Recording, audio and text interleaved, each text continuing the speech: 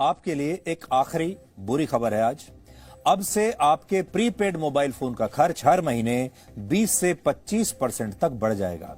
देश की तमाम बड़ी बड़ी प्राइवेट टेलीकॉम कंपनियों ने पहले तो आपको मुफ्त में सिम कार्ड, मुफ्त में कॉलिंग और इंटरनेट प्लान्स बेचे और आपको इस मुफ्त के डेटा की लत लगवा दी।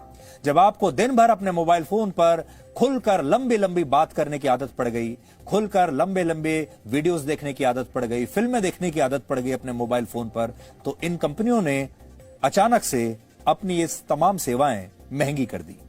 भारत की लगभग हर प्राइवेट टेलीकॉम कंपनी ने अपने प्रीपेड टैरिफ प्लान्स 20 से 25% तक महंगे कर दिए हैं और यह आपके काम की खबर है।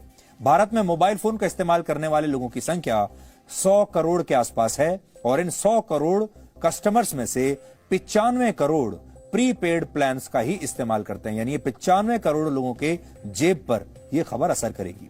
पिछले हफ्ते एयरटेल ने प्रीपेड प्लान्स के दाम 20 से 25% तक बढ़ाने की घोषणा की थी। इसके बाद वोडाफोन आइडिया ने भी अपने प्रीपेड प्लान्स के दाम 25% तक बढ़ा दिए और अब रिलायंस जियो ने भी अपने प्रीपेड प्लान्स को 21% तक महंगा कर दिया है।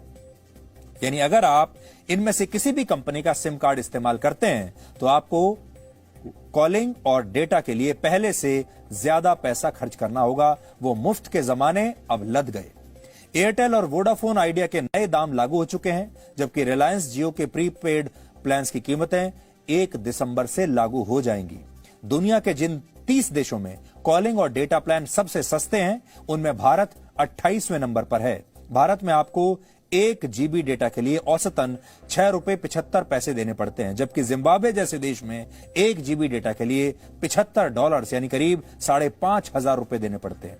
इतने ही डेटा के लिए ग्रीस में ₹2,500, स्विट्जरलैंड में ₹1,500 और अमेरिका में ₹600 देने होते हैं। यानी भारत में कॉलिंग और मोबाइल फोन पर दिन भर वीडियो देखना दुनिया के कई देशों के मुकाबले बहुत सस्ता है आज भी, लेकिन अब सस्ते डेटा के ये दिन लदने वाले हैं। वर्ष 2016 में रिलायंस जियो ने भारत में बहुत कम दामों पर अपनी सेवाएं शुरू की थी। इसके बाद 3 वर्षों में ही इस कंपनी के यूजर्स की संख्या 40 करोड़ तक पहुंच गई। दबाव में आकर बाकी की प्राइवेट टेलीकॉम कंपनियों को भी मजबूरी में अपने दाम कम करने पड़े, अपने प्लान सस्ते करने पड़े, क्योंकि बाजार में रहना था, कंपटीशन बढ़ गया था, इसलिए उन्होंने भी अपने दाम घटा दिए, जिससे इन टेलीकॉम कंपनियों का घाटा जबरदस्त तरीके से बढ़ गया। उदाहरण के लिए इसी साल सितंबर में एयरटेल को 763 करोड़ रुपए और वोडाफोन आइडिया को 7,000 करोड़ रुपए से ज्यादा का नुकसान हुआ। इन कंपनियों का यह कहना है कि दाम बढ़ाने से इनका घाटा कम होगा और ये कंपनियां 5G टेक्नोलॉजी में अब निवेश कर पाएंगी। और इसके अलावा एयरटेल और वोडाफोन आइडिया पर भारत सरकार के 1 लाख करोड़ रुपए से ज्यादा पैसा बकाया है, जिन्हें इन्हें वापस करना है इन कंपनियों को, और दाम बढ़ने के पीछे ये भी एक बड़ी वजह है। लेकिन सबसे ज्यादा हैरानी की बात यह है कि रिलायंस जियो जैसी जो कंपनी सबसे सस्ती सेवाओं के वादे के साथ बाजार में आई थी, तब उसने अपने प्लान्स उसने भी अब महंगे कर दिए हैं। इस कंपनी का टेलीकॉम क्षेत्र के 37% बाजार पर कब्जा है, जबकि एयरटेल और वोडाफोन की हिस्सेदारी 30% और 23% है।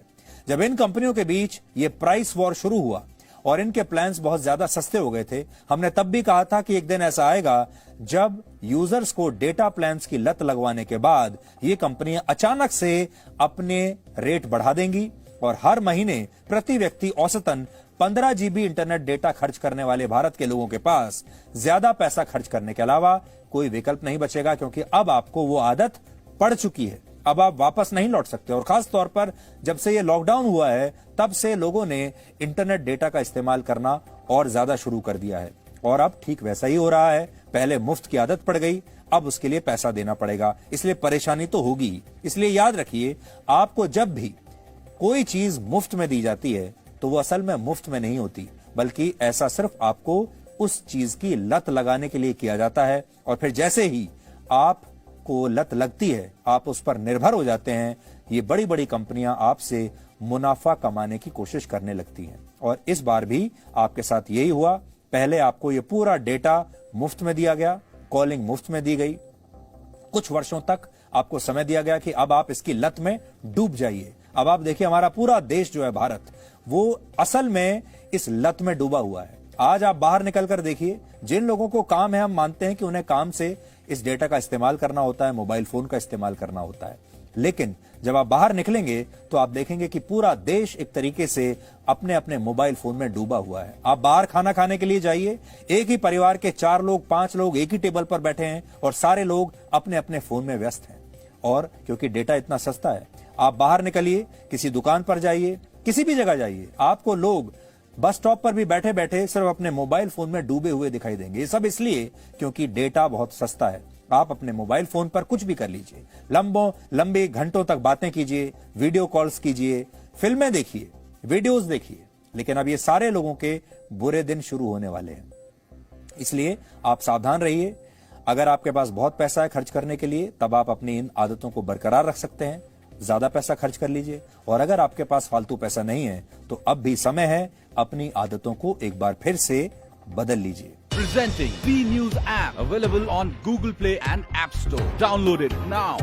आप लीजिए। और अगर आपके पास फालतू पैसा नहीं है तो अब भी समय है अपनी आदतों को एक बार फिर से बदल लीजिए। Presenting B News app available on Google Play and App Store. Download it now.